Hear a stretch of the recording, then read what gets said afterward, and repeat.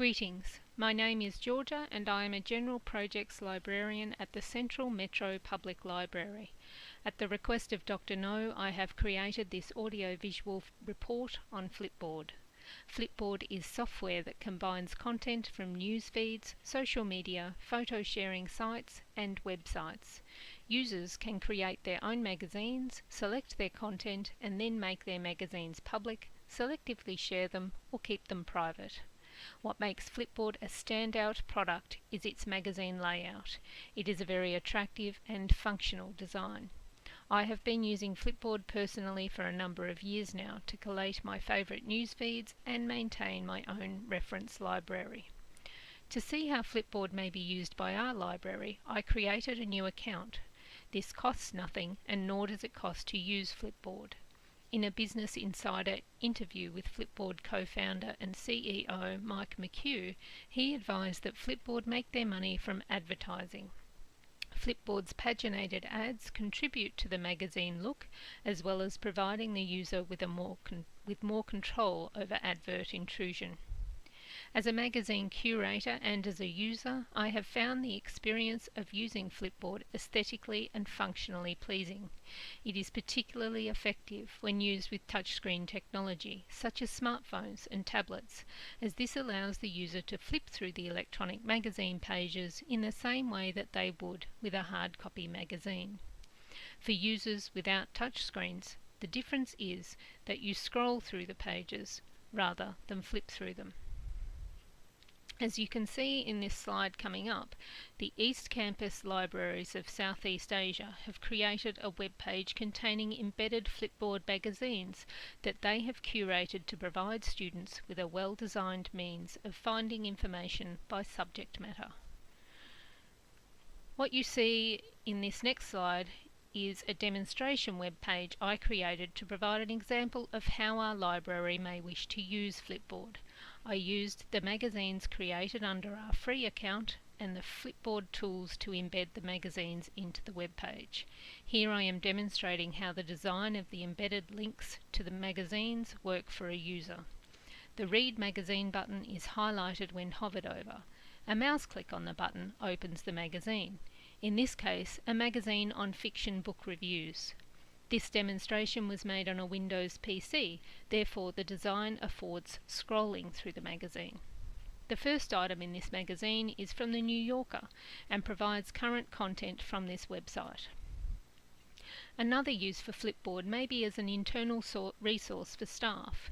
Magazines could be curated that collect library industry relevant news and make it available to staff via an intranet page or their own smartphones and devices.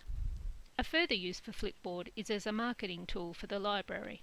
The library may wish to curate event-specific magazines that promote the library's activities and then share these magazines via social media and email. A cost-effective means of achieving beautifully presented marketing material. According to a 2015 Deloitte survey, almost 80% of Australians surveyed have a smartphone. Flipboard is a technology that capitalises on the popularity of smart mobile devices. Therefore, incorporating it into our services will enable our library to capitalise on that popularity to attract and retain patrons. Flipboard provides tools to curate and publish Flipboard magazines easily and quickly. No need for computer or web experts. By using RSS, Rich Site Summary, feeds as magazine content, the magazines will update themselves automatically. No onerous expenditure of staff time is required. I have noticed that the touchscreen flip feature of Flipboard does not work for all content. In these instances, the user is constrained to scrolling through the content. While this lack of feature affected only a small percentage of the content I curated for this report, it was disappointing to come across as a touchscreen user. When considering introducing Flipboard into its services, the library should be aware of issues such as intellectual property and copyright and how they relate to Flipboard content. This topic is complex and requires a solid understanding, if only to respond to patron or staff inquiries on the matter, but more importantly, to ensure that the library is compliant with regulations and laws in this area. I did experience one reliability issue with Flipboard. I found that if I edited a magazine, this change did not quickly translate across to the sharing functionality. In these instances, I refreshed code in the embedding tool by closing the application and restarting it. This video clip shows a section of the Flipboard help web page, which also recommends quitting and restarting as a first step for resolving issues. Technologies such as Flipboard require library staff to have computer skills across a variety of platforms: web, iOS, Android and Windows, for example. Not only do staff need to know how to implement technologies on these platforms within their library environment, they must also be able to assist patrons in using technologies on their own devices.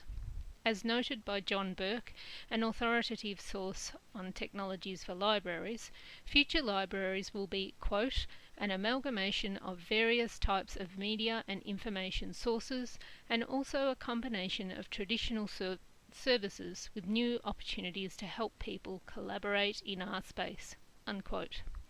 To meet the needs of future libraries, staff will need to be adaptive and ready to learn and implement new technologies. Thank you for listening. This is the end of my report.